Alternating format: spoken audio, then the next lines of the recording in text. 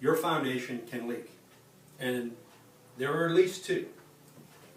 Earlier we spoke about, if you remember, that when your guy built your house, he dug a bowl and then he basically set your house into the bowl.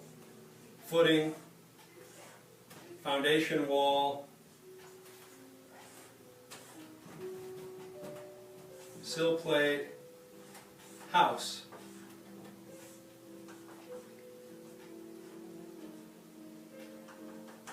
Right? And then they push the dirt back in the hole.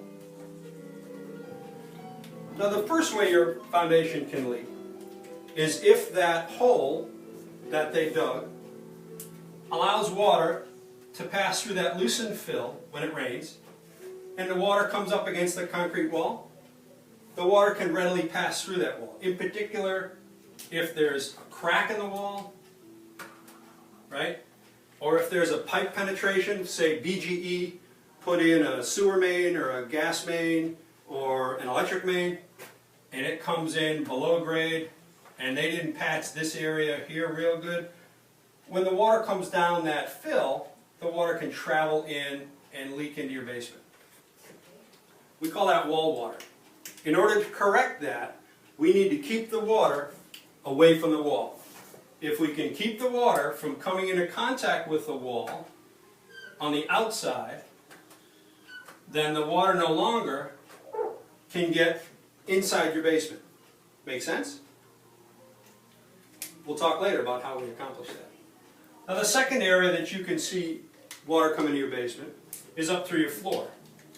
So the last thing the contractor did was he poured your floor, and now when it rains, and I'm talking to people who leak only when Sandy, Hurricane Sandy, Superstorm Sandy, or Hurricane Isaac, or Katrina, or Olga, or Dennis, or Floyd, or Ruby, or whatever the next big one is. When we get 2 to 4 to 8 to 10 inches of rain over the span of 2, 3, 4 days, water's seeking its own level through the path of least resistance. It's seeping down through the ground.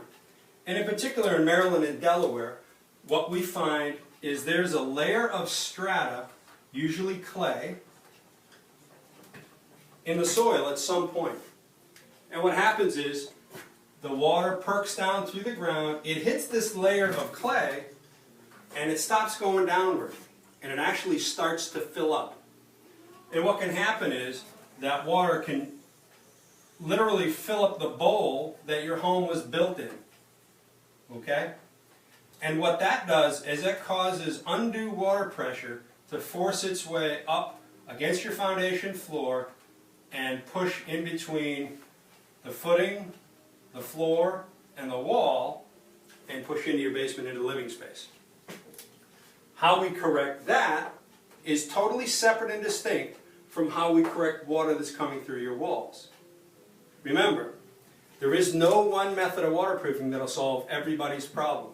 You have to identify where the water is coming from and then take the appropriate steps to correct it using the right methodology and the right materials.